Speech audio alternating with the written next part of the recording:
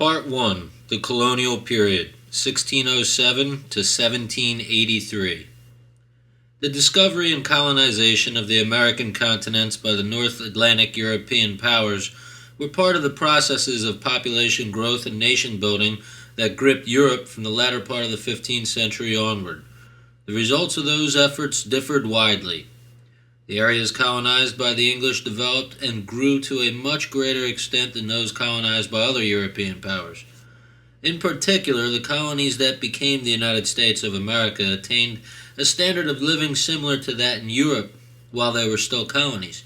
Other former colonies in the New World are characterized even today as, quote, developing or transitional. Our study of American economic history must investigate those factors that contributed to successful economic growth and development. In this section, we shall concentrate our discussion on three major topics. 1.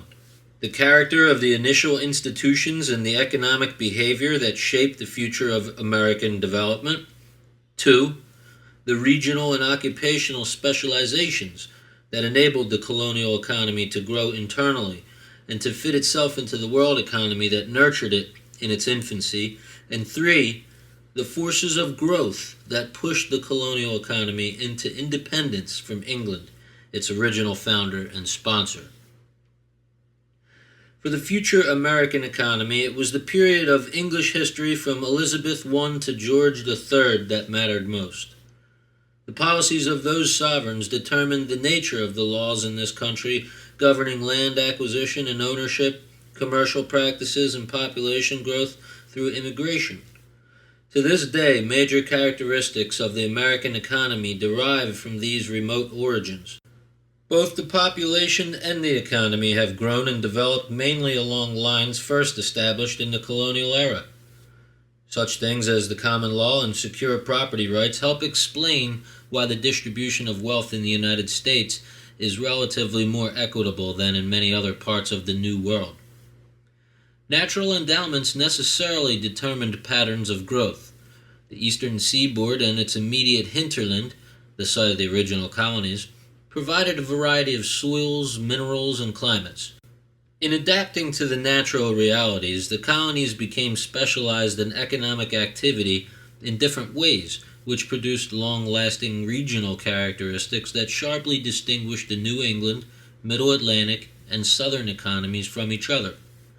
In part, these regional economies were internally complementary. They were advantageous to each other. But the initial differences depended greatly for success upon the participation of the regional economies in the larger international economy. In trade, the regions depended more on the outside world than upon their neighbors on the North American continent. The colonies were on the fringe of the Atlantic basin, and their ships, once at sea, were very nearly as close to Europe as to each other. As historians John McCusker and Russell Maynard persuasively argue, quote, the colonial economy was successful, grew rapidly by 18th century standards, and generated a fairly widespread prosperity, unquote. These characteristics in turn made, quote, independence thinkable by the 1770s, unquote. They also generated social change. Historians Mark Egnell and Joseph Ernst have emphasized two elements of this social change.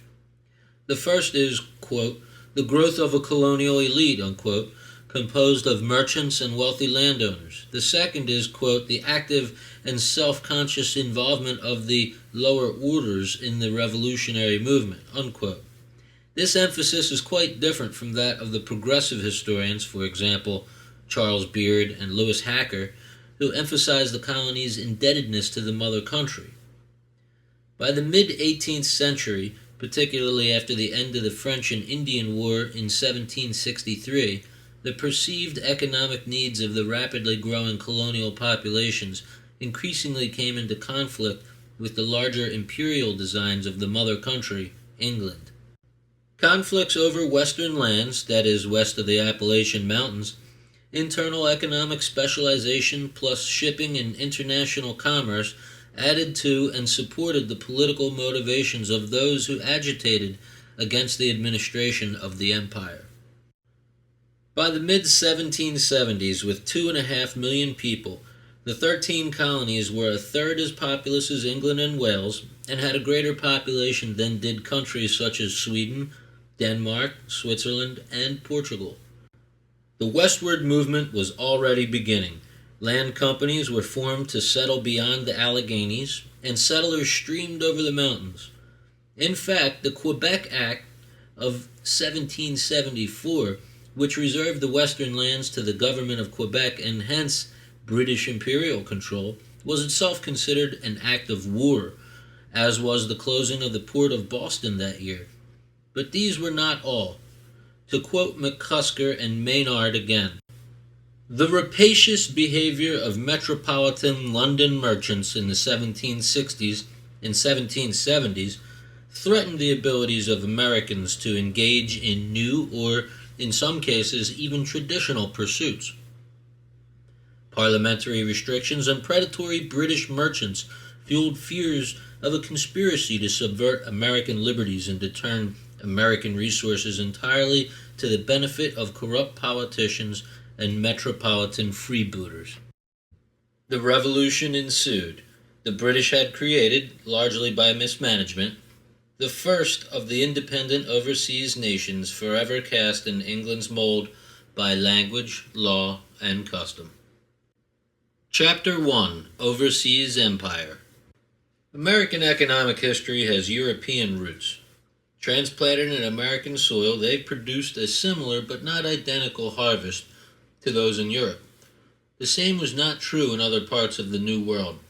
Since that harvest has played, and continues to play, an important role, our story begins with a superficial tour of European history to gain a necessary perspective. European expansion and discovery. In Europe, the epoch known as, quote, antiquity ended with the overthrow of the Roman Emperor Romulus Augustus by the barbarian leader Odoacer in AD 476. During the 3 centuries of bloody history that followed, the peoples of Western Europe survived in the cultural and legal ruin of the old Roman Empire in the West. On the other hand, the Roman Empire in the East, based in Constantinople, flourished in even greater glory. In the 7th century, most of the old Roman Empire, East and West, was overturned by the relentless force of Islam. Within a century following Muhammad's death in 632, Muslim armies swept the world, wiping out the cultures and dynastic structures of preceding millennia. The old Persian Empire was conquered in 634. Cadiz in Spain fell in 711. The next step was France, but there, according to historian Henri Pirien, the tide of history changed. The victory of Charles Martel at the Battle of Tours in 732 marked the end of the Muslim expansion. To Pirien, it was the European response to Islam that created modern Western civilization. Beginning with Charlemagne, 742 to 814, the 1,000-year process of uniting European peoples into nation-states, political and economic groupings of similar language, custom, culture, and dynastic linkages, ensued.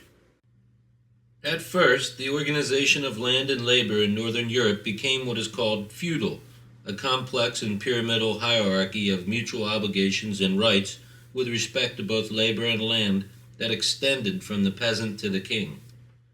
In simplest terms, peasants farmed the land assigned to them by manorial lords, and in return received protection and some supplies. Manorial lords received their land from the king.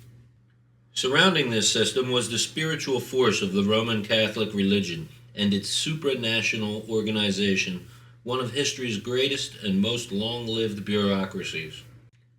In 1492, when Queen Isabella of Spain granted Christopher Columbus a patent to work his will on, quote, some islands and a continent in the ocean, unquote, it was the right of conquest of a Christian sovereign that was invoked, together with a promise to indemnify any Christian prince injured by the forceful actions of Isabella's agent Columbus. That same year, Christian Spain captured Granada from the Moors, ending more than 700 years of Muslim rule in Spain. During the centuries, European sovereigns had developed certain rules of the game. Foremost among them was disdain for all non-Christian societies. This was to be continued in the Americas. The right of conquest of any Christian prince looms large in early American history, for it was that power that legitimized the European colonial acquisitions in the Americas. The Europeans might fight among themselves, but their right to subdue and rule the American, quote, savages was not seriously in question. Not in 1521 when Cortez subjected Mexico to Spanish rule, nor in the late 19th century in the United States when the surviving American Indians were herded onto reservations. The military response of the West to non-Christian conquest, begun with its response to the Muslims, had an incredibly long historical legacy. Movement toward the modern European nation-state began in the late 14th century. The Renaissance bloomed in the 15th century as Europe surged ahead in many humanistic, political, and military areas. Historians customarily mark this as the end of feudalism and the beginning of mercantilism, the term usually applied to the intellectual and institutional environment that accompanied the emergence of strong, centralized nation-states. Mercantilists believed that international trade was a zero-sum game.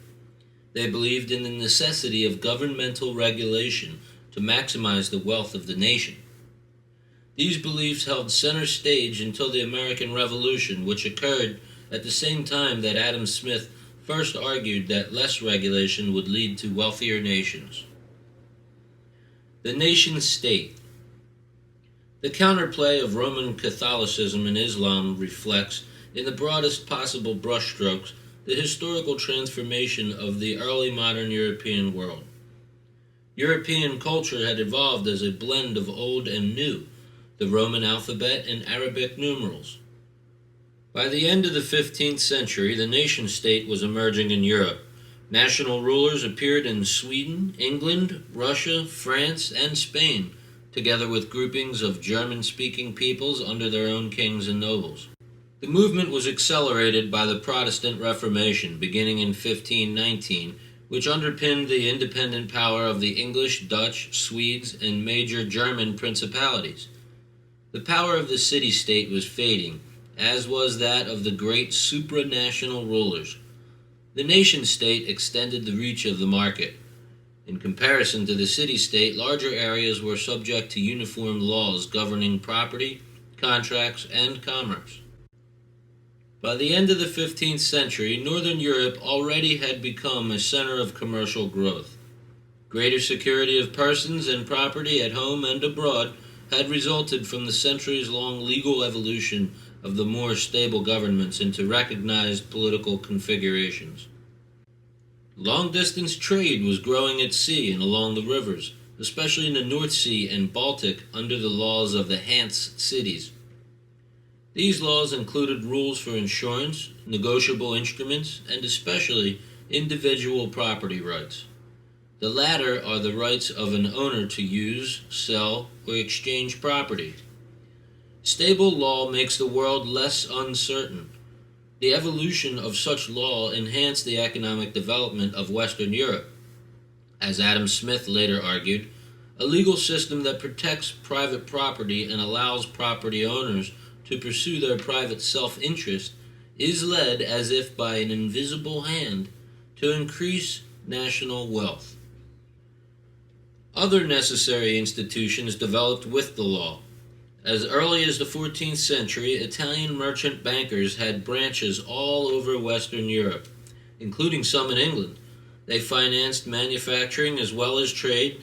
They lent money to kings and commoners alike.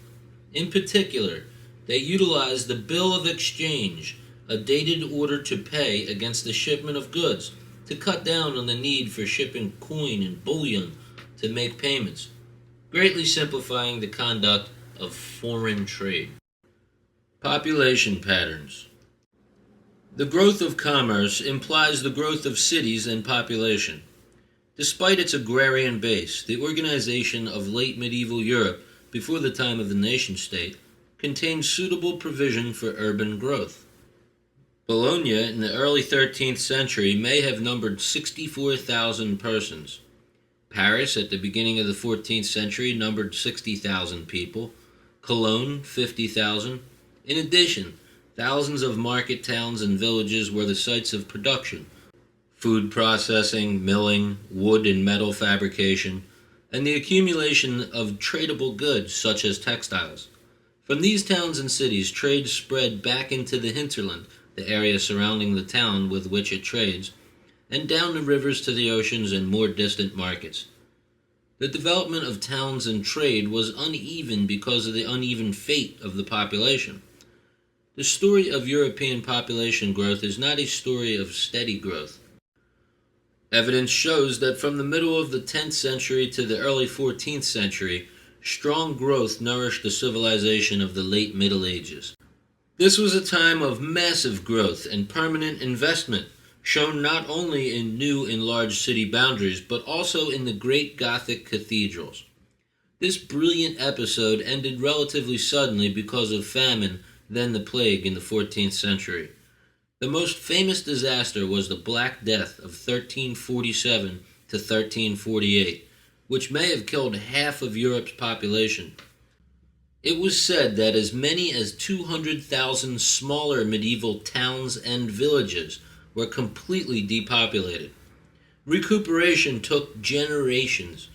Recovery from that catastrophe provided a rising base for further commercial and productive development in the 15th century, just at the time the new nation-states were engaged in active overseas expansion. By 1545, Britain had 3.2 million people and had not yet recovered entirely from the plague. With minor setbacks, primarily due to the incredible destruction of life caused by the religious wars of the late 16th century, European population growth provided the strength for the commercial expansion that would characterize the years of discovery and colonial settlement of the Americas.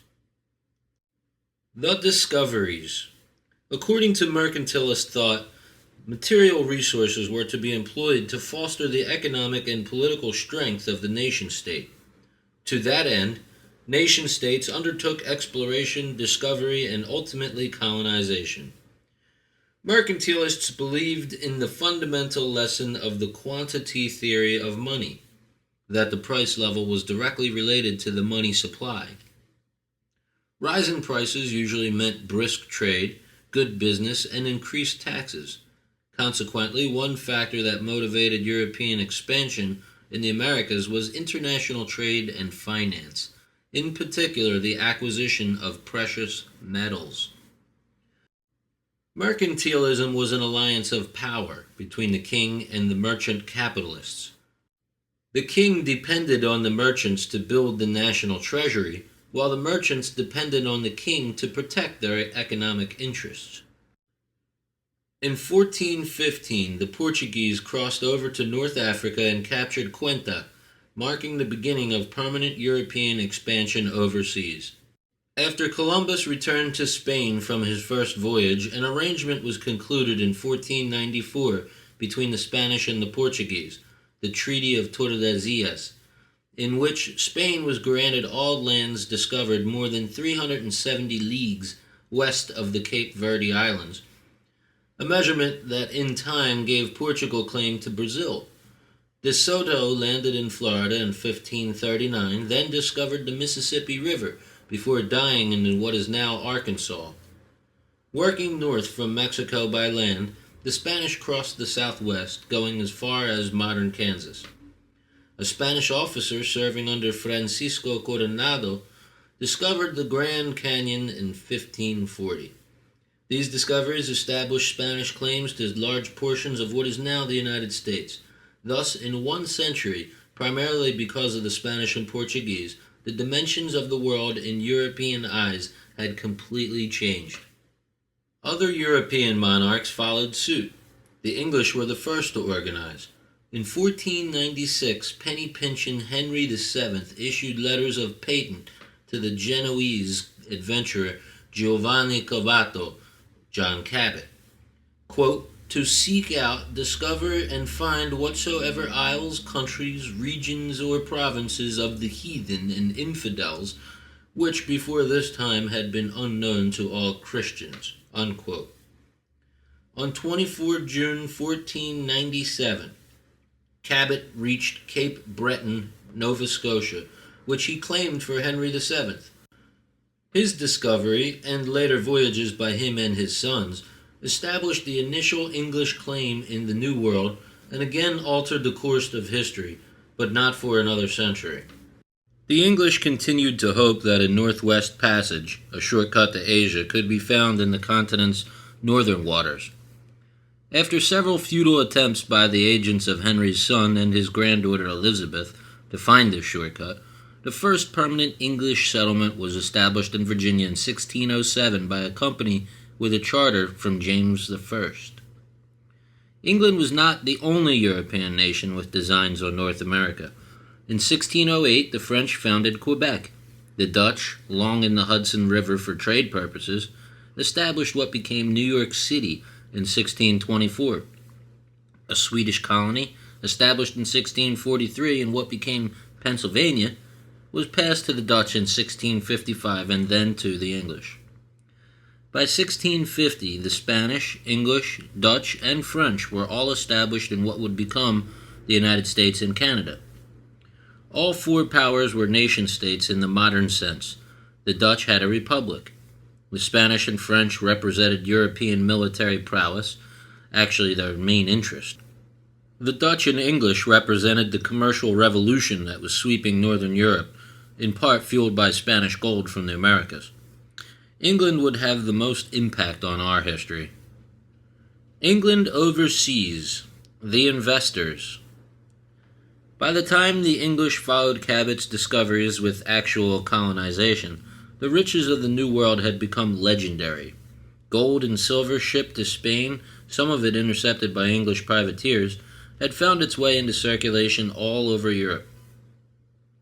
Following the defeat of the Spanish Armada in 1588, English merchants whose ships and money had been engaged in the war effort began a search for potentially profitable investments.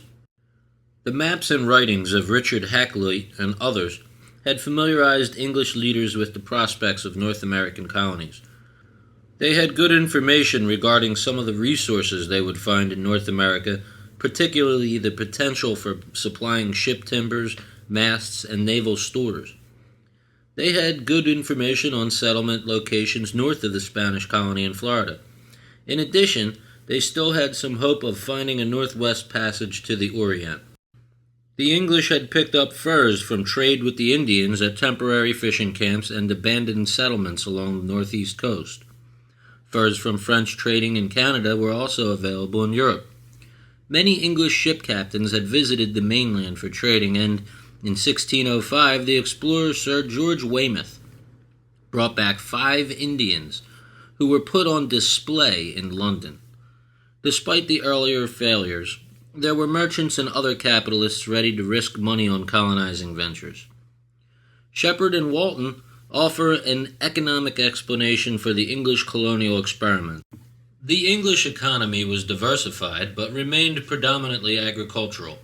It was well endowed with both labor and capital, but had relatively smaller quantities of natural resources. These authors assumed that agricultural goods were produced under increasing cost conditions, whereas manufactured goods were produced under constant costs. Income levels and population densities were large enough to provide a dispersed market for manufactured goods at minimum cost. Agricultural goods, on the other hand, were subject to diminishing returns and incurred cost and therefore price increases as the demand for them increased. The North American continent was well endowed with natural resources, but had neither labor nor capital, that is, no labor the English planned to use. Initially high costs, including the subjective risks and uncertainties, discouraged migration and the development of colonial agriculture. As the demand for British agricultural output increased, however, British costs increased and the relative cost of colonial agriculture decreased. I'll say that again. As the demand for British agricultural output increased, however, British costs increased, and the relative cost of the colonial agriculture decreased. At some point, a colonial venture proved profitable. Learning by doing, including the knowledge freely shared by the natives, helped resolve the theretofore subjective risks and uncertainties of producing in an unknown land and shipping across the great ocean, and led to further reductions in the cost of colonial agriculture. More colonies were established. These colonies were enclaves in the customary sense of being detached from the domestic economy. In many ways, the analogy between what development economists term enclave activities and the initial North American colonies is apt. In the modern sense, an enclave typically exists for the removal and possibly partial processing of extractive products in a non-industrial environment. The establishment of an enclave is profitable because of the high value of the products on the export market. This value compensates for the increased production costs attributable to the absence of an industrial sector and a market in the host nation, and the increased transportation costs to a distant home market. There is little need for the enterprise to adapt to the local environment. Equipment, supplies, and professional technical labor are imported. The enterprise builds its own transport-to-port facilities. There are, however, significant differences between an industrial enclave in a developing country now and North American colonization then. English colonization in the 1600s was biased towards agriculture, although raw materials extraction was one expected source of revenue. The attitude of the colonizers was different from that of a corporation establishing an enclave today, and different from that of European colonizers in other parts of the New World then. English colonizers assumed that North America could be considered open land, and that, in general, the indigenous labor would not be utilized. Indeed, there were few attempts to develop that labor supply, although the natives played an important role in the fur trade and providing necessary technical information with respect to agriculture. Except for defense, colonizers assumed that their decisions would be made independent of their, quote, host's wishes, that they could go about their business without courting favor in the native society. The English organized their overseas ventures in several ways. The first colonies were financed by individuals via an incorporated company. The method used, the joint stock company, with a royal charter, was a form of partnership in which shares were issued to each partner up to the amount of his investment. The work of Anne Carlos and others has demonstrated how many English companies of this period, for example, the Hudson's Bay Company, the Royal African Company, adopted practices that seem quite modern. A joint stock company like the Virginia Company of London began with a royal charter, but private capital and initiative motivated it. The charter defined and delimited the company's rights, privileges, obligations, and localities of operation. Merchants and other private individuals assumed the risks and uncertainties of building the British Empire. Later, in Virginia and elsewhere, the government of the colony was taken over and operated directly by the crown, making each a royal colony. In some cases, extensive rights and great tracts of land were granted as personal favors by the king to individual grant proprietors such as Sir Ferdinando Gorges, Lord Baltimore, and William Penn. Although these proprietary colonies were in some respects like little kingdoms, their citizens enjoyed all the rights of other Englishmen, including institutions of representative government. The establishment of a colony involved a substantial capital outlay. If a colony did not survive, such outlays had to be duplicated, since little could be reused. The maintenance of a colony involved additional annual outlays for supplies. Without the discovery of an exploitable mineral resource, colonies were unlikely to be viable commercial propositions until staple production could be established. There also had to be investment in social overhead capital to serve an entrepot function, that is, a trading point or port. The needs of commerce between England and its colonies dictated the immediate installation of an entrepot. The risks and uncertainties of life in an alien land also demanded the reconstruction of European town life in the New World. The unfamiliar environment, peopled by natives whose intentions were often incongruent with an Englishman's sense of fair play, led colonists to build enclosed, defensible settlements. To ensure a, quote, just and profitable distribution, unquote, of the land, to, quote, preserve and promote, unquote, their religion, and to resist the lure of, quote, pride and profit in the new land, they banded together in a few central locations rather than scattering themselves on the abundant land. In short, the town was the mode of settlement. Anything less would jeopardize the expected profits from colonizing. As Jackson and Schultz aver, from the beginning, America was an exercise in community settlement, an experiment in social order. Public funding, either directly or through subsidy, was a possible alternative, but not a likely one. This was not to say that the public interest was ignored. Quinn argues that even for the chartered English companies, quote, the creation of a bulwark against the further extension of Spanish colonial power along the Atlantic coast and a base for attacks on existing Spanish colonies and the valuable plate fleets that sailed from them, unquote, was an important factor. A second factor was the establishment of a, quote, new Mediterranean type of agriculture, unquote. If North America could produce such goods as wine, olive oil, figs, citrus fruits, and sugar, England could simultaneously expand its trade and lessen its dependence on others. Both factors argued for a location to the north of the Spanish colonies. Whether the merchant adventurers were motivated by a spirit of adventure and the exploration of a new land, or truly felt that they were acting in the best long-run interests of Britain, is not clear. The historical record portrays these merchants as prime examples of homo economicus. The payoff for successfully assuming risk was profit, but as it turned out, there was probably more risk and less profit than they had anticipated. The period over which even the most far-sighted investor could be expected to wait for a return in many cases proved to be less than the period investors had to wait for a return.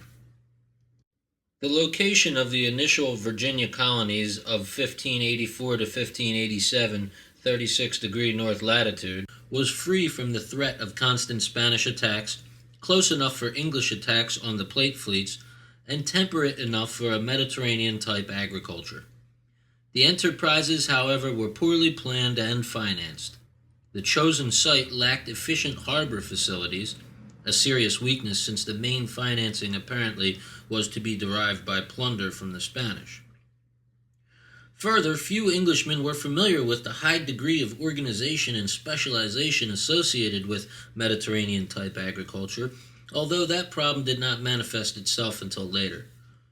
The Jamestown settlement, 1607, began with several advantages over its predecessors, yet that settlement survived only because of continued pump priming from England. There was still much to be learned and much to do. The people. Especially at the beginning, the English were hard put to find sufficient colonists willing to supply their labor. Early reports home from Virginia and Plymouth could not have been very optimistic. Those who signed up to sail to America came originally from many walks of life, and they came with very different motives. Some came for religious reasons, seeking freedom to practice faiths that were frowned upon in Europe.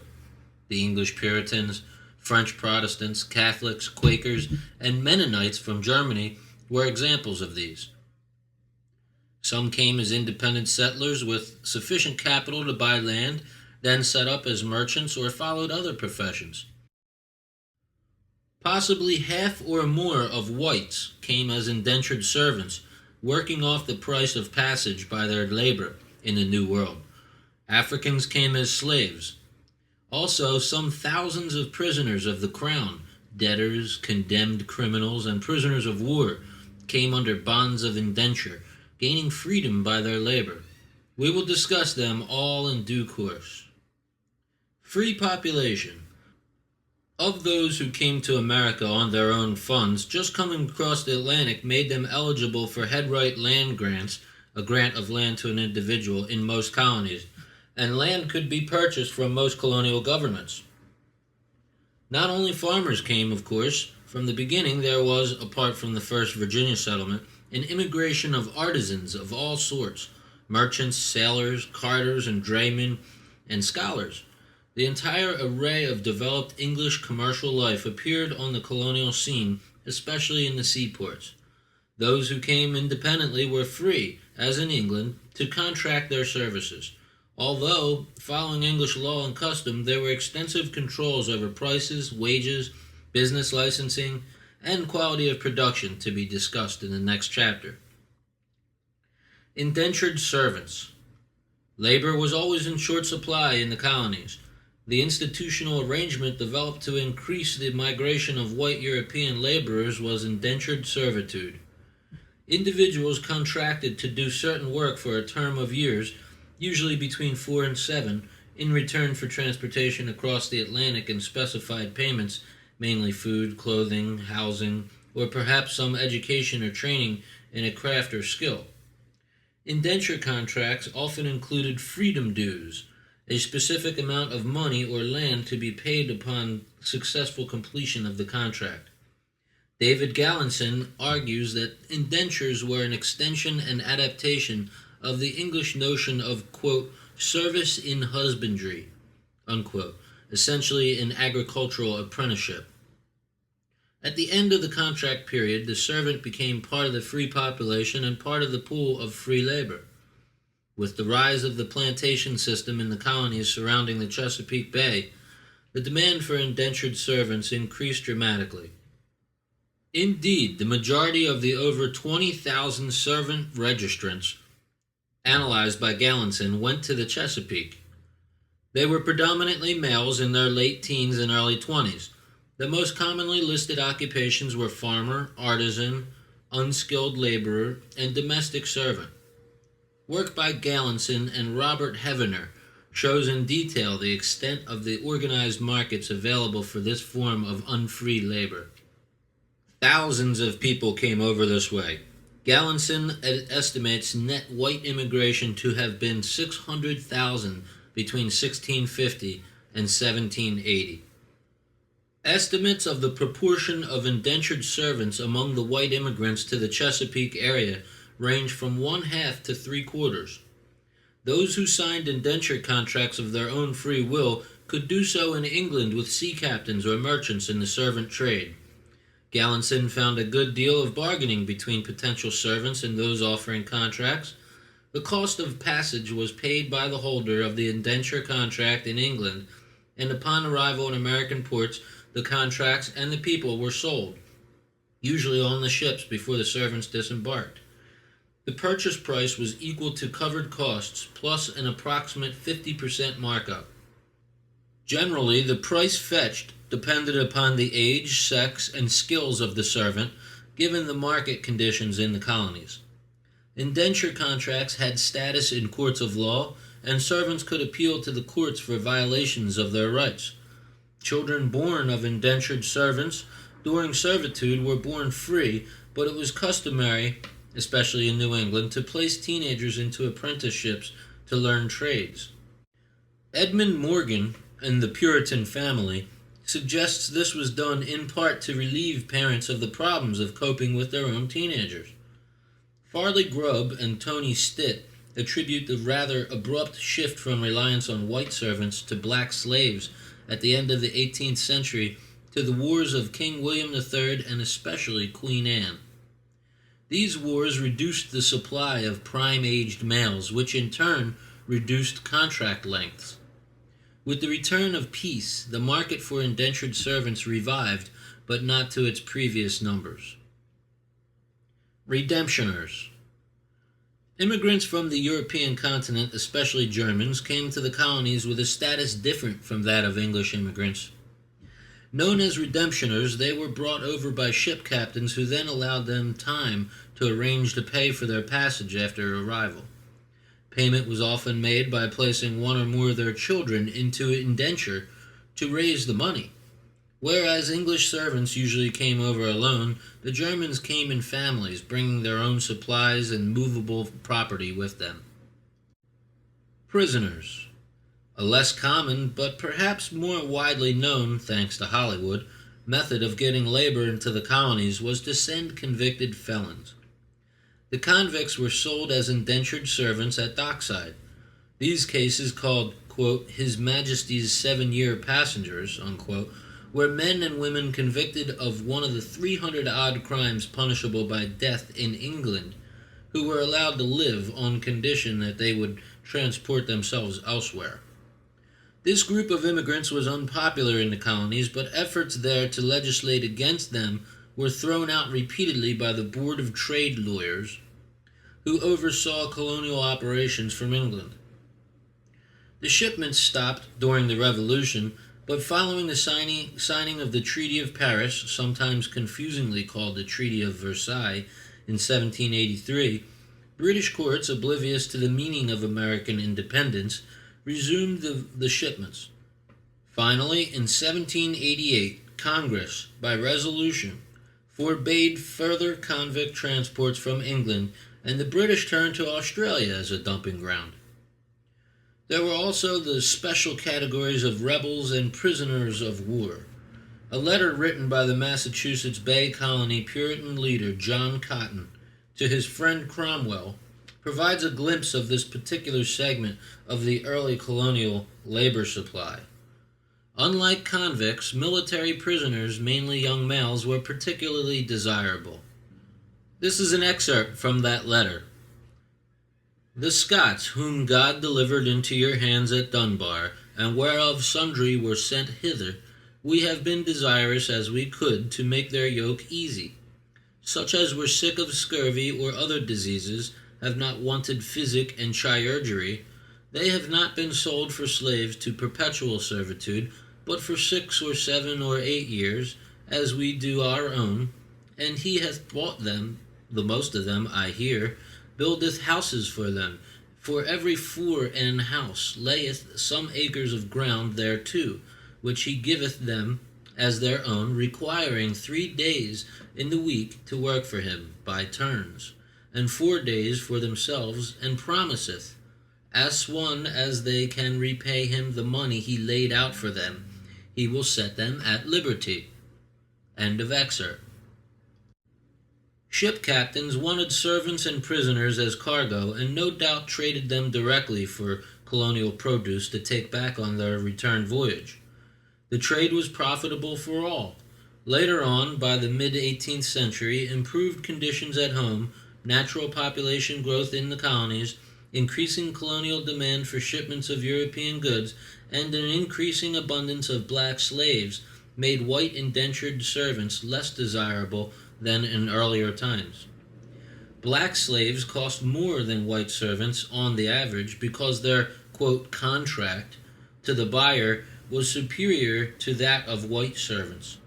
Thus, slaves tended to be more profitable. Slaves. African slaves were not protected as British subjects. They were human beings without the right to contract their own labor. Their term of service soon came to be for life, and children, if born to a slave mother, were slaves for life, no matter who was the father. The idea that children follow the condition of the mother was of biblical origin. Thus, the purchaser of a female slave's, quote, life contract also received the natural increase if the slave was a woman. This rule lasted until the American Civil War ended slavery. African slaves had no status at all in court. There were no British laws governing them, and the colonials developed laws of their own that did not allow slaves redress of grievances. The law did allow, however, dismembering, disfiguring, and occasionally death to slaves who, quote, disobeyed. In classical Roman slavery, a master might put to death a disobedient slave. In colonial America, this extreme was not usually forbidden, but it was assumed that no man would do such a thing to, quote, destroy his own estate without sufficient cause. Much has been written about American slavery, and we will discuss it at length in later chapters. It is enough to say here that it was considered absolutely necessary to colonial economic development. Slavery began in Virginia in 1619 and, as Edmund Morgan says, developed hand in hand with colonial American ideas of freedom. Farming in the North tended to be based upon smaller family-sized plots of land. Labor was mainly supplied by the families themselves. Slavery existed in all the colonies, but it was on a larger scale in the South. Although no doubt fueled by inherent racism from the beginning, labor was needed, especially on the southern tobacco, rice, and indigo plantations. African slavery was a response to that need. In Virginia, both land and labor could be had with a single purchase. An imported slave was also good for a headright grant, as in the case of imported servants. Because the net yield from a slave purchase was far superior to that of an indentured servant, slave prices were accordingly higher. Transportation costs for slaves were minimal, food and clothing outlays by owners were not subject to legal oversight, and the term, expiring at death, cost no freedom payments beyond simple graves. James Kent, the great American jurist, was embarrassed by the persistence of American slavery when he wrote his commentaries in 1826. There's probably no more illuminating description, even in the most lurid writings, of the legal status of the American slave than in Kent's spare lines. Here's an excerpt. Slaves are considered, though not in criminal prosecutions, as things or property, rather than persons, and are vendible as personal estate. They cannot take property by descent or purchase, and all they find and all they hold belongs to the master. They cannot make lawful contracts, and they are deprived of civil rights. They are assets in the hands of executors for the payment of debts, and cannot be emancipated by will or otherwise to the prejudice of creditors. Their condition is more analogous to that of the slaves of the ancients than to that of villains of feudal times, both in respect to the degradation of the slaves and the full dominion and power of the master. End of excerpt. The laws of the colonies until 1776 could not be repugnant to the laws of England. In 1772, in the Somerset case heard in London, Chief Justice Lord William Mansfield held that English law did not support slavery. The ruling led ultimately to compensated emancipation in the British Caribbean islands in the 1830s and to the peaceful extinction of African slavery in the British Empire. But it came too late for the Americans. Slavery passed through the Revolution and was recognized in the federal Constitution. For congressional apportionment, each slave was worth 3/5 of a person, and 9 decades after the Somerset case, in a blending of slavery with states' rights, the Americans solved their own problem by a bloody civil war. The international slave trade had been prohibited by the Constitution since 1808, but statesmanship and jurisprudence could not find a peaceful way to root the institution out of American society. The land.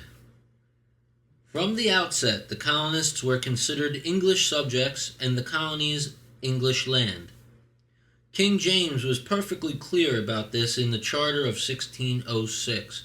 He said that the colonists departing for Virginia shall, quote, have and enjoy all liberties, franchises, and immunities within any of our other dominions, as if they had been abiding and born within this our realm of England, unquote. As we noted, Europeans considered conquest, if it was from non-Christian occupiers of land, a legitimate transfer of ownership to Christians. If no non-Christian owner could be identified, then discovery alone was sufficient. Such was true of any other Europeans as of the English. For example, the English claimed New York by right of discovery and considered the Dutch settlement there usurpation. They eventually took New York from the Dutch by war and treaty. As for the Indians living in New York at the time, they either received land from the English, as did the Iroquois, or they simply were killed and driven off.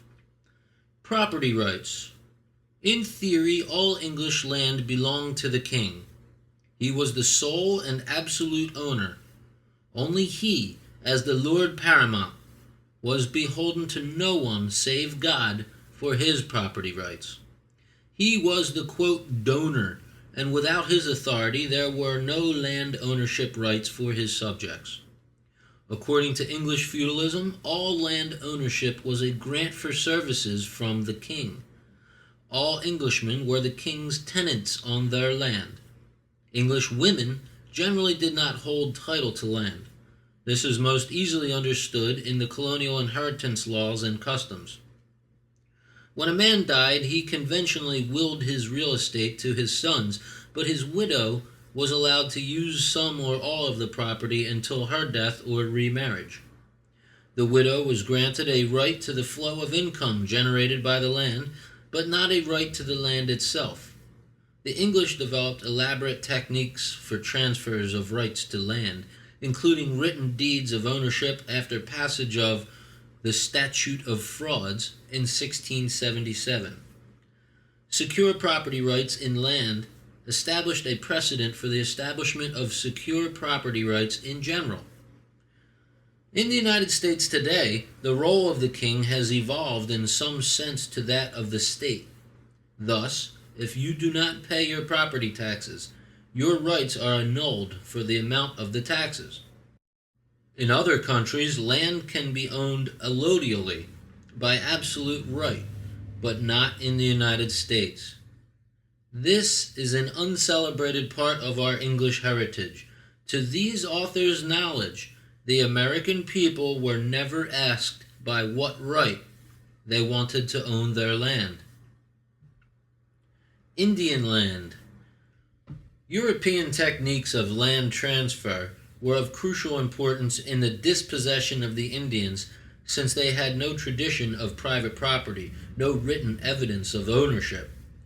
They might obtain land, their own or someone else's, from the king or his agents, including colonial governments, by grant or purchase or treaty, but they had no, quote, natural rights to the land they had long hunted over, except the right of occupancy, which was feeble indeed, since European law did not recognize the manner in which the Indians occupied their lands. In the beginning, indeed into the 19th century, as Terry Anderson and Fred McChesney demonstrate, this right of occupancy was respected, and Europeans were inclined to acquire the land through trade. All colonial governments attempted, with uneven success, to restrict purchases from the Indians by private settlers. This policy was necessary because claims of specific tribes could not be shown by any written instruments except those acquired from the whites themselves. Although the Indians farmed a portion of their land, after all, they shared their techniques with the first European settlers, they logically preferred their traditional diet, which included the meat of wild animals. The European preference for the meat of domesticated animals meant that the Indian diet required significantly more land per capita.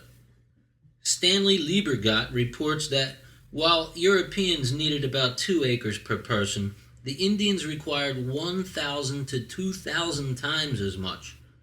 The value of North American land as Europeans planned to use it was greater to them than it was to the Indians.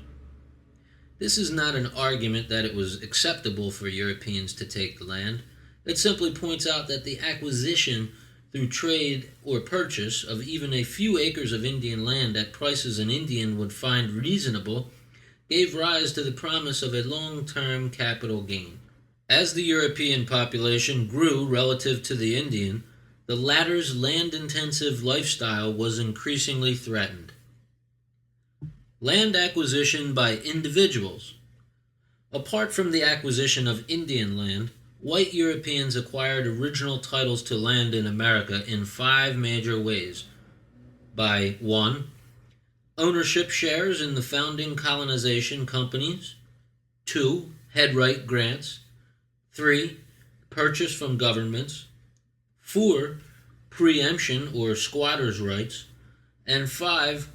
Special purpose grants of governments. 1. Ownership shares.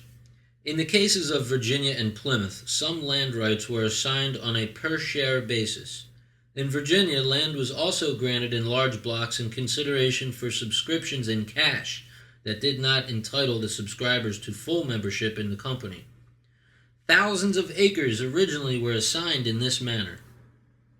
2. Headright grants. In the case of headright land grants, 50 acres were commonly given to or for each man, woman, or child who crossed the ocean. There was considerable variation, especially in Virginia. If the grant was 50 acres and one man came, he got 50 acres. If he brought over 4 other people, he would acquire 250 acres by headright. Such was the policy in Virginia, New York, New Jersey, the Carolinas, and to some extent in Maryland, Pennsylvania, and Georgia. Initially in Virginia, there were few limits on the amount of headright land granted, but this was modified following charges the privilege was being abused. In a country that needed both land settlement and people, the headright system was a powerful stimulus for colonization. 3. Purchase from governments. All colonies finally developed techniques for outright sales of land by the colonial governments. The first of the colonies to attempt to transfer nearly all of its land by sale alone was Pennsylvania. William Penn had a grant of 47 million acres and hoped to sell most of it. By the mid-18th century, all the colonies had developed the practice of land disposal for cash payment only. 4. Preemption. Attitudes regarding preemption or land transfers to individuals for actual settlement varied. In the southern and middle colonies, preemption came to be encouraged, but not in New England. The issue of, quote, squatters' rights came to the fore by the third quarter of the 18th century when a rapidly growing population faced a largely empty wilderness to the west. This circumstance produced a number of settlers who, for lack of money or knowledge of the law, or because of indifference to the law, began moving into empty lands. By the end of the Revolutionary period, the trickle became a flood. There had always been squatters, those residing on land to which they had no title. In fact, there were squatters in Massachusetts before 1630. The original settlers of Connecticut were technically squatters. They had moved into that territory without leave. Vermont, as early as 1752, had a large population of squatters. The famous armed militia, the Green Mountain Boys, was a band of armed squatters prepared to defend their cleared lands. In New England, squatter settlements were resisted by government, but in the middle colonies and the South, especially in Virginia, squatters were desired as pioneers, and land-rich governments were generous with preemption land transfers. 5. Special purpose grants. Colonial governments also granted lands for various special purposes, such as to encourage settlement or industry or bridges or ferries or whatever. In Massachusetts, grants were made to form new congregations in frontier townships. Land, called a glebe, was granted to help support churches. Soldiers were commonly awarded land in payment for their services. Land was also given to encourage special trades or services. Colonel Williams, founder of Williams College, received 200 acres to build a fort and grist mill. In Massachusetts, an Indian named Hobbamock received land in payment for his services as an interpreter. By all such means, the colonial land was slowly filled with people. Their rights in that land are of crucial importance as a background to subsequent American economic development. Colonial land ownership contained the seeds of the American capitalism that was to come. It is customary to think of individual ownership in real property as a, quote, bundle of rights.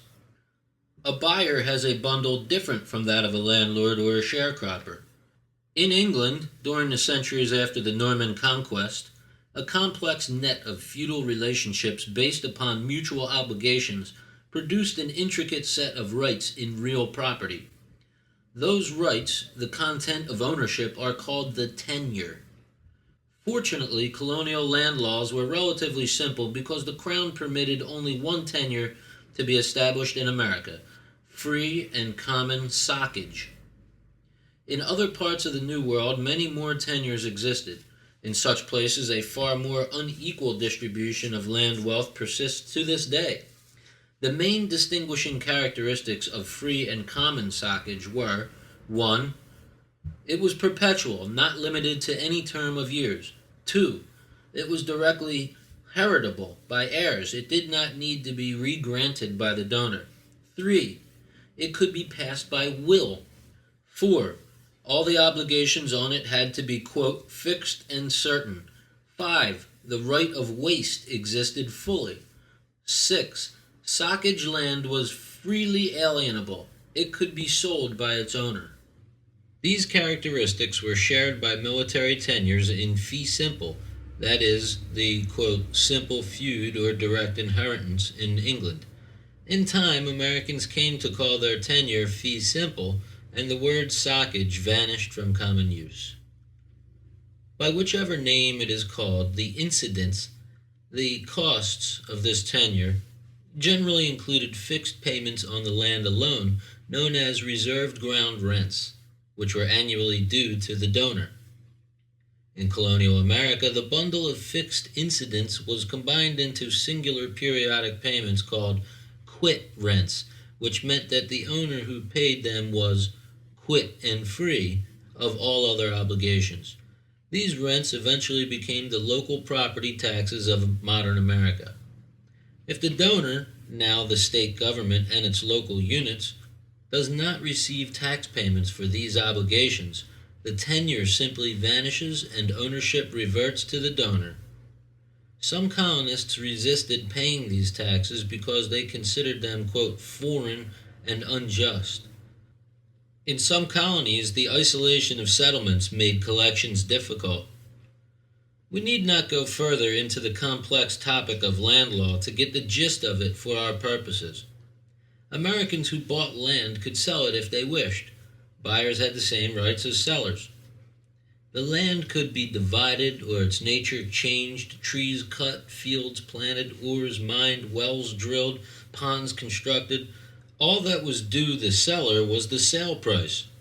Sellers could and still can reserve certain rights, for example, mineral rights. Since taxes are due in order for the tenure to be maintained, the tenure imposes a cost for holding land idle, and there is an inducement to keep only as much land as will yield more than the taxes on it. This force was commonly thought to have favored the development of family farms as the main vehicle of land settlement unless there were sufficient amounts of other exploitable resources on the land, such as timber, minerals, water, or unless the land could be rented, leased, or sharecropped at rates that exceeded the taxes. Socage tenure made American land a commodity almost from the beginning, one unencumbered by other rights and obligations to it. Active land markets became characteristic of American economic history, and land speculation at times came close to being the main national industry. Individuals purchased land not because they planned to use it, but because they expected that increased demand would raise its price, thereby creating a capital gain. The freedom of the tenure also defined the freedom of its owners, causing Americans early on to view land ownership and personal freedom as linked. This relationship became a powerful tradition in American economic history, to be eroded slowly in the 20th century as land became encumbered by the larger needs of society. For the most part, though, from colonial times until the mid-20th century, the land itself was a major commodity in the developing market economy and the base for exploitation of its natural resources by individual enterprises. At the time of colonization, a fifth of all newly discovered precious metals had been reserved for the Crown, but few such reservations remained for the state when coal, oil, iron, and other minerals began to be extracted and refined by private owners in the years of American industrialization. The colonies. The sequence of colonization was more or less a matter of chance, depending upon events in Europe as well as in America. However, there is a problem with the founding dates of the individual colonies. The question is whether the year of the charter or that of the first permanent settlement should be considered. We will follow the custom of dating by the settlement. Virginia in 1607 was supposed to be a profit-making enterprise for a joint stock company. The Plymouth Colony 1620 and the Massachusetts Bay Colony 1630 were of religious origins, created by the flight from the persecution of the established church in England. Let's take a look at each of these to see at a more detailed level what it took to be successful in the New World. Jamestown. A patent was issued to the Virginia Company of London on 6 April 1606, quote, to reduce a colony of sundry or of our people to that part of America commonly called Virginia, unquote. The advisory paper prepared for that company's officers, similar to those prepared for the East India Company and other merchant adventures, contains passages that reveal the investors' commercial intentions. The choice of a site was to be such that an entrepot could be established. Quote, you shall do your best endeavor to find out a safe port in the entrance of some navigable river, making choice of such a one as runs farthest into the land, unquote. On 13 May 1607, the settlement at Jamestown was founded, and within 2 years, a second settlement was formed 20 miles from the Jamestown fort. Economic and political control over the colony was vested in a governor, the company's man, in Virginia. Between 1607 and 1622, there were 2 periods when the company's methods were revised to incorporate lessons from the learning by doing. The first of these, in 1609, gave the adventurers full political and economic control. The reorganization reduced expectations of sudden wealth and focused attention on the need for a labor supply to produce staples that would find a market in England. The model became more a plantation and less a pirate's den. Indentured servants supplied the labor. They were expected to draw their food supply from the company's common land plus the contiguous forests and water. Naval stores, pitch and tar, from the forests were to supply the initial staple production necessary to provide the company's revenue. After a slow start, the company's production diminished. Many of the original adventurers dropped out and few new ones appeared to take their place. As a result, few new colonists were sent, and in numbers, 350 in 1616 and 400 in 1618, were deemed insufficient for staple production. In 1614, the initial settlers' 7-year indentures expired, and many elected to remain in Virginia. By the end of that year, there were 81, quote, free settlers in the colony. It became the practice to allot these people tenant farms on the assumption that encouraging private enterprise might develop the colony faster than the existing policy of farming the land as a large plantation. As more settlers fulfilled the terms of their indentures and few new ones arrived to take their place, the number of tenant farms increased dramatically while the company's plantation diminished. A royal investigation revealed that there was only 1 plow in the colony in 1618. If there had been more at an earlier date, they had not been replaced. By 1619, the plantation had disappeared for all intents and purposes. At the same time, the private sector turned to tobacco production. By 1613, Virginians discovered their tobacco was of marketable quality, and a few pounds were taken to England a year later. After 1616, the quantity increased dramatically. Tobacco appeared to be the staple the colony needed, but more and more labor and land devoted to tobacco production meant less food. As early as 1616, Governor Dale was forced to require each man to plant 2 acres with wheat to minimize the degree of dependency on English food supplies. Such edicts were difficult to enforce, and dependency increased. The colony's economy became one-sided, with too much dependence on supplies from England. This was viewed as bad both economically and politically. The colony's production was devoted almost exclusively to supplying a vice that the adventurers, and a majority of Englishmen, condemned at that time. The reforms of 1618, like those of 1609, resulted from the colony's failure to live up to the adventurers' expectations. Reorganization necessitated study of why the colony was failing and what could be done to accomplish its objectives. Land had to be diverted to the production of food and staples other than tobacco. Adequate food supplies were essential for the existing colonists and the potential colonists who had been dissuaded by conditions within the colony. Public lands had to be reoccupied to generate revenue for the company. All these required an increase in the labor supply. This may have been futile, for as Morgan pointed out, quote, Englishmen simply did not envisage a need to work for the mere purpose of staying alive, unquote. Colonists' complaints about economic, political, and social conditions suggested the efficacy of a definite and permanent land tenure policy, clearly established property rights, the abolition of martial law, and the establishment of the Virginia Assembly. The First Assembly passed laws restricting tobacco production. There were expectations the colony could produce iron, silk, wine, naval stores, salt, and several other items that would help make the colony self-sufficient while producing a profitable trade surplus. These expectations were doomed to disappointment. The company advertised for new settlers, especially those in skilled trades. 600 new settlers were sent out to Virginia in 1619, and more newcomers arrived over the next few years. In 1622, the company wrote to the leaders at Jamestown, inquiring as to when they could expect a return. The company felt that too much effort was going into agriculture and not enough into commerce, that domestic concerns were of greater import to the colonists than was international trade. Although a self-sufficient entrepot was desired, it was being neglected. The letter, quote, entreats the Virginians to find a profitable staple. It speaks of necessary urban improvements at the entrepot.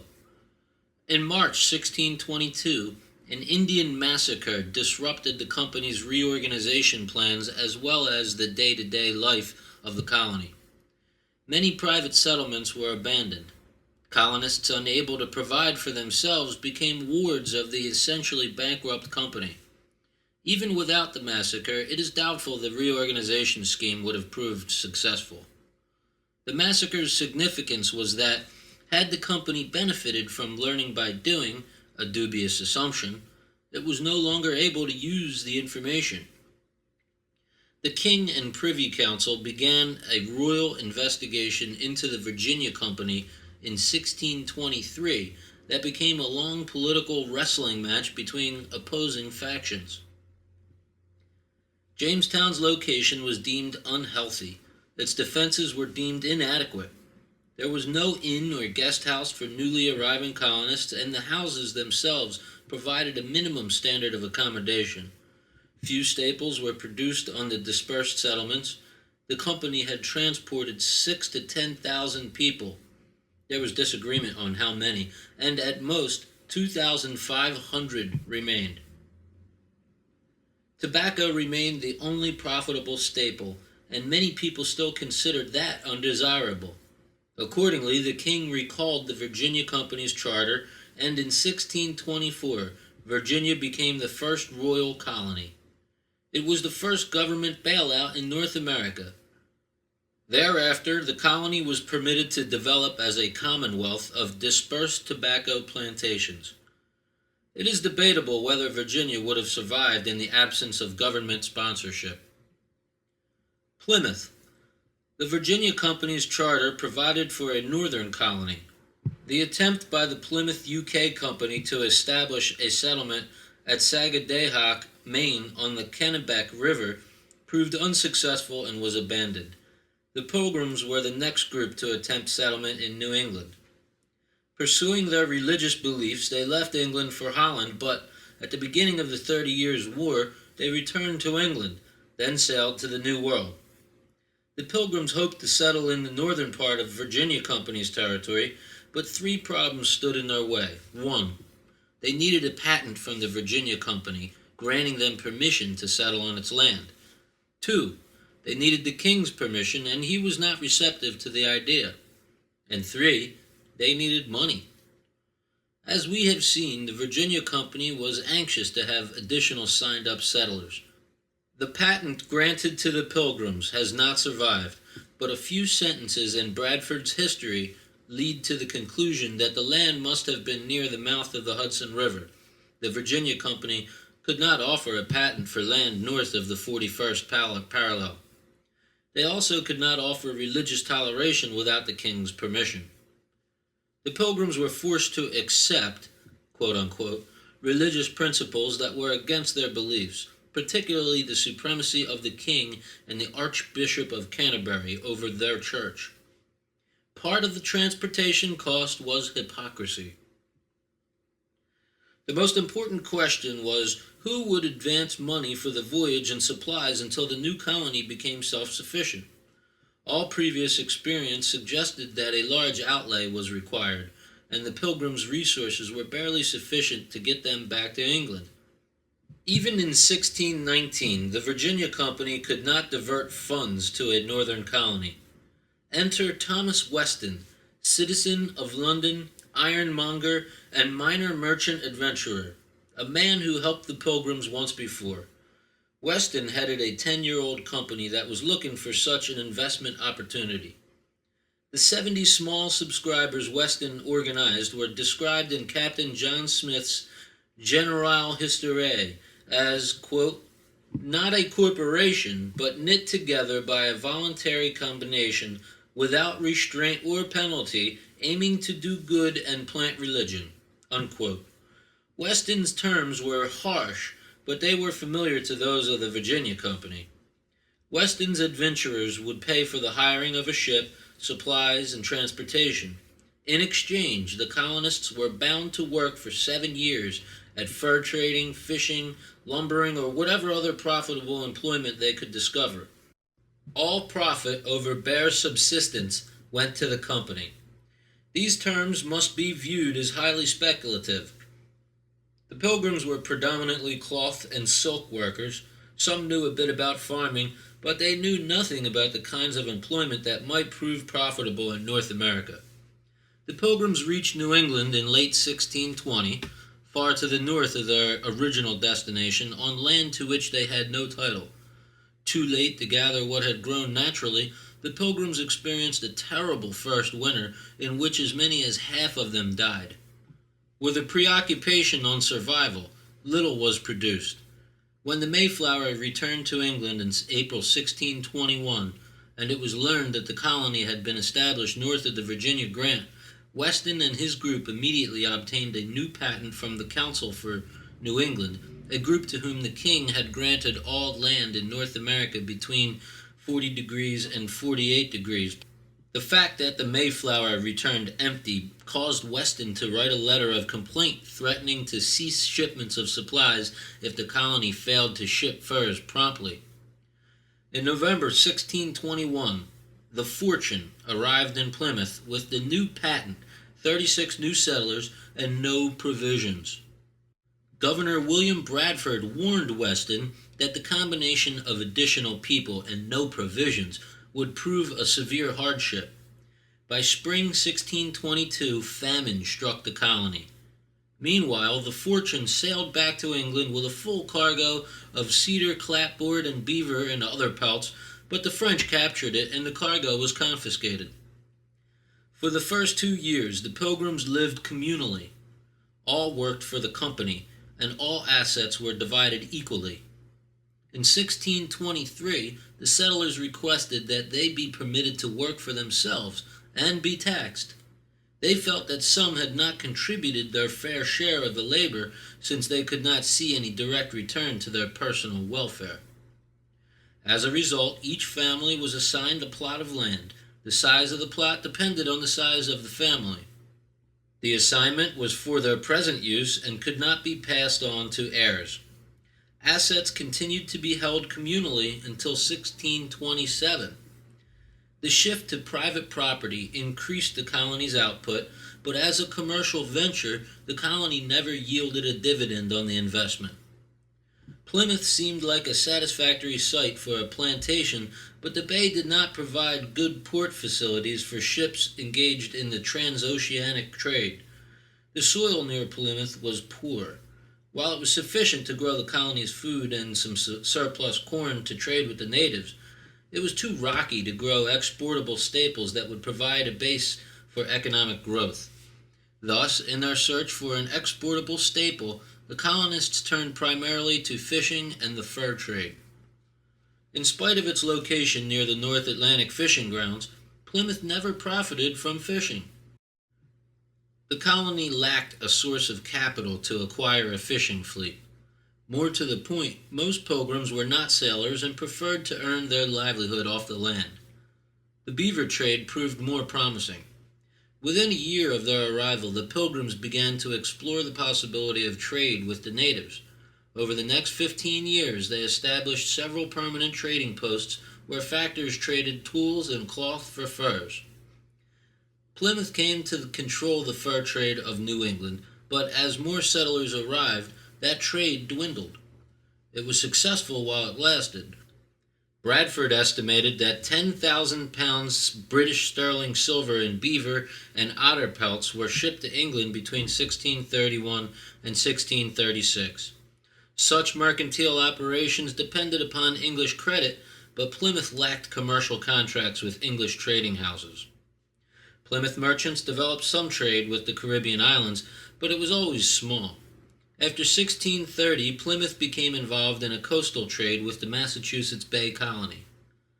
Weston's original set of adventurers dissolved their partnership in December 1624 after 4 years of, quote, losses and crosses at sea. The official reason was the colony's religious practice, but the lack of any return had to be just as compelling. A group of sympathetic adventurers bought out those anxious to separate. Plymouth became self-sufficient at an earlier date than did Jamestown, but neither colony could be termed successful. Massachusetts Bay. In 1624, Captain John Smith gave the name Massachusetts to the coast with the rich fishing grounds he explored.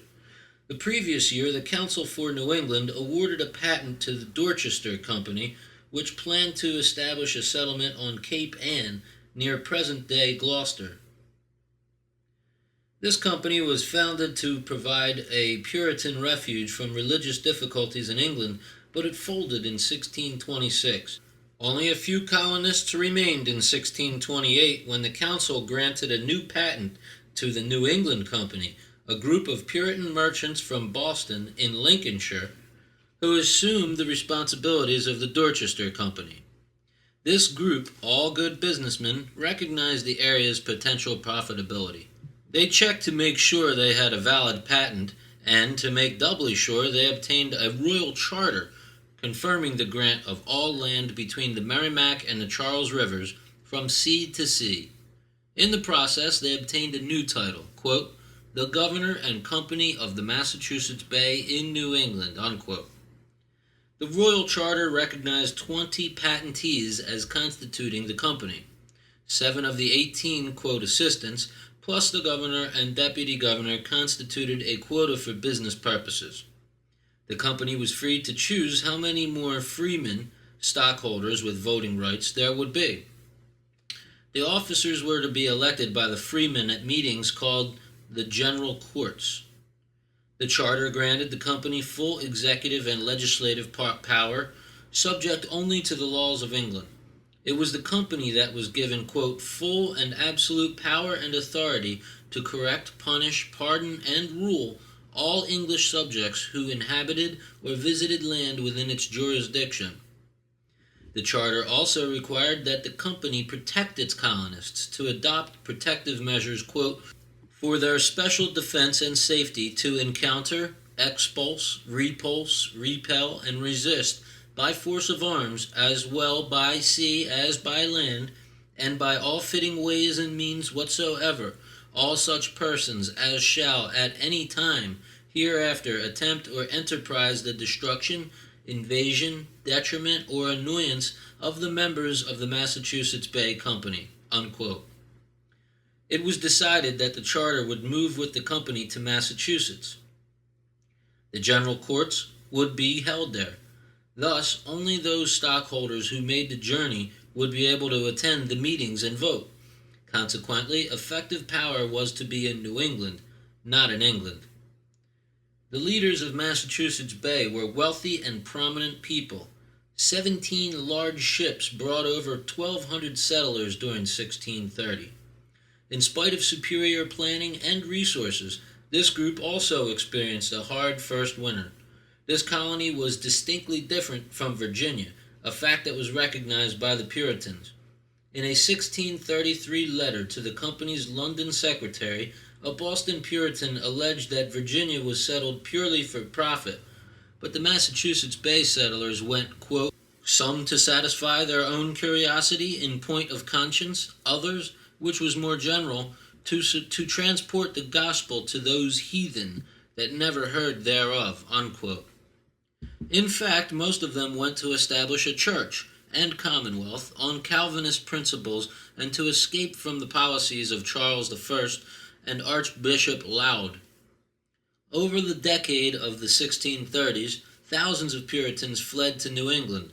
By 1640, with the outbreak of civil war in Scotland and then England, migration ceased.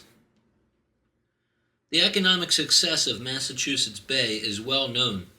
The ample means of the founders, the desire to colonize rather than to profit, the large numbers of colonists compared with earlier settlements, and the celebrated, quote, "Yankee ingenuity" of the colonists all contributed to its success.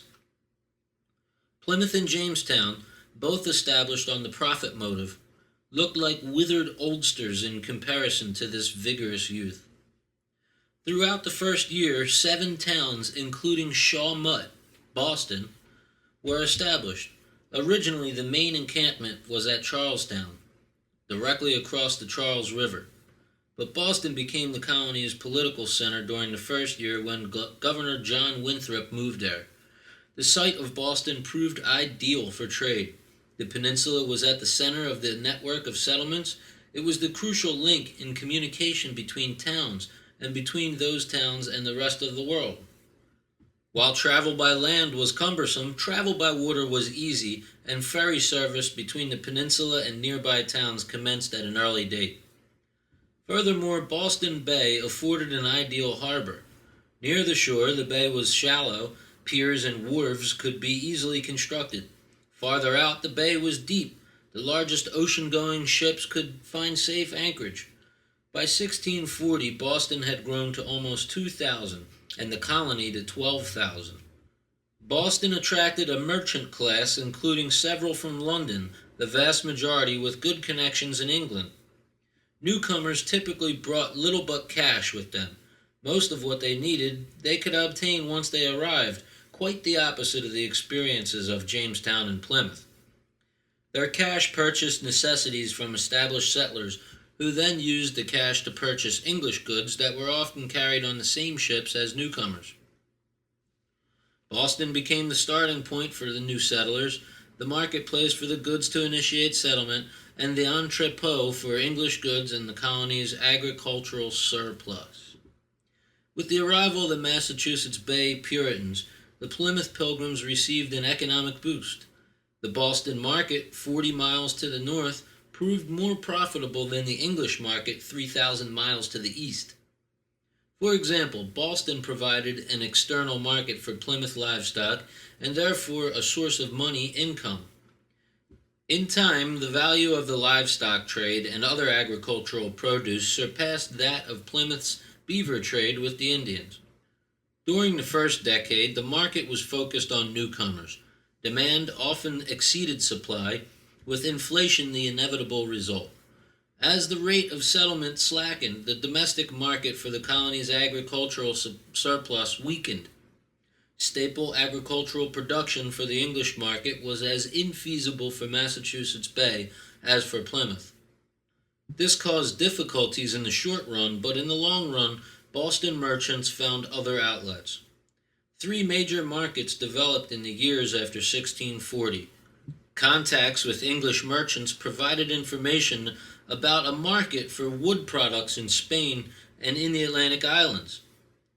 These same contacts also provided information about a market for the cheap wheat and other grains that made up the bulk of the colony's surplus. A second market developed in outfitting and provisioning ships. This market grew continuously through the 1640s as Boston improved its harbor facilities. The third market developed when Caribbean planters began to specialize in sugar production and had to import food. By 1650, Massachusetts Bay's exports to the Caribbean were greater than their exports to Europe. The overseas trade accelerated change within the colony, and less than 20 years after its founding, Boston was a commercial city with tradesmen and craftsmen who transformed the agricultural surplus into leather, flour, and the like. Shipbuilding developed to complement the outfitting, provisioning, and repairing functions. And as the Dorchester Company had hoped, the fishing industry developed a firm base. Boston was the political and economic capital not only of the Commonwealth, but also of all of New England. In 1691, the Massachusetts Bay Colony was combined with Plymouth to form the, quote, province of Massachusetts Bay, a province that would find its executive and legislative independence increasingly subjected to the laws of England. Other colonies. The establishment of the colony of Maryland in 1634 was partly motivated by Lord Baltimore's desire to find a haven for Roman Catholics, but it was also meant to be profitable, the profits to come from land sales, feudal taxes, and fees of all sorts. The flight of Roger Williams from Puritan, Massachusetts, he was banished, to Rhode Island, 1644, a charter granted in 1663, was again motivated in part by religious differences, this time exclusively in the New World. Connecticut was an offshoot of the Massachusetts Bay Colony. In 1639, settlers in New Haven organized themselves into a permanent government. Then, in an amended constitution of 1643, only, quote, members of some or other of the approved churches of New England, unquote, were allowed to vote and hold office. In 1662, Connecticut was granted a more liberal charter by Charles II. Religion again was the major force behind the proprietary colony of Pennsylvania, founded in 1681, the year of William Penn's takeover. The Swedes and the Dutch had already been there for some 4 decades. Pennsylvania began as a huge land grant awarded to Penn by Charles II in payment of an old debt owed to Penn's father, Admiral Sir William Penn. The Quaker leader dreamed of a haven for his persecuted co-religionists and other Protestant groups. Penn also hoped vainly that he would make a profit from the land sales and rents. Delaware came into existence in 1702, charter signed in 1701, after separation from Pennsylvania, due in part to a boundary dispute between Penn and Lord Baltimore's heir. Georgia, 1773, began mainly as a charitable enterprise, with both slavery and rum forbidden, but ended up as a royal colony with a more lowly end, such as money, on everyone's mind. That was clear when black slavery was introduced in order to make the colony pay. To make life there more bearable, rum imports and consumption also came to be allowed. New York was settled by charter from the Dutch West India Company. The charter was granted in 1621, settlement at Albany dates from 1624, and permanent settlement on Manhattan is dated from a fort built there in 1626. The British took over the New York colony in 1664. It continued as a proprietary colony of James, Duke of York, until he became King of England in 1685. New Jersey began with Dutch and Swedish settlers. Then, for a short time, it had several English proprietary owners. Part of the colony was appended to Penn's grant in 1681. In 1702, the remainder became a royal colony. South and North Carolina came from the original grants to a group of proprietors for Carolina in a charter of 1663. A permanent settlement was made in 1670. By 1719, South Carolina had a royal charter, and 10 years later the same was true of the mainly backwoods settlements that would become North Carolina. The colonial empire in retrospect. As we noted earlier, England had the greatest impact on American economic history. While other European powers established colonies as ports from which the continent's wealth could be extracted, the English inhabited the continent. As the experience of Massachusetts Bay reveals, a successful colony required a critical mass of people and of wealth. Both were missing in Virginia and Plymouth. As in Plymouth, the settlers of Massachusetts Bay had an incentive that surpassed mercantilism. Their religious beliefs made it important to succeed in the New World. They did not want to return to England. The Virginia Company was a quintessential mercantilist endeavor, and it failed. Not one of the original colonies began as a royal colony. All were private ventures, either proprietary or joint stock.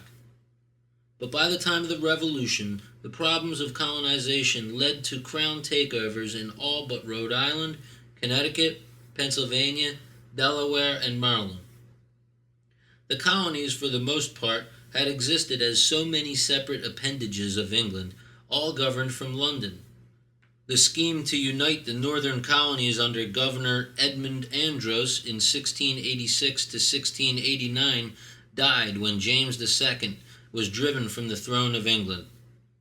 The earlier Confederation of New England, 1643 to 1684, had come to nothing, and Benjamin Franklin's later plan to unite the colonies in 1754 at the beginning of new troubles with the French and Indians was overturned by the Board of Trade. The British did not want a separate union on the North American continent, even a union of loyal British subjects. The sugar-producing plantation colonies of the Caribbean Isles long seemed more valuable to the Crown than the backwoods settlements of the mainland. Sugar and rum were cash-earning commodities in great demand, but by the mid-18th century much had changed. What was of fundamental importance at the beginning was the mutual tie of the separate colonies to England. This would give the Americans a common pool of language, laws, customs, and business morality and practice, mutually understood foundations upon which to build their own constitutions and laws when the time came. English institutions, transplanted overseas, would continue to grow for the most part, changed over time by new challenges met in the American environment.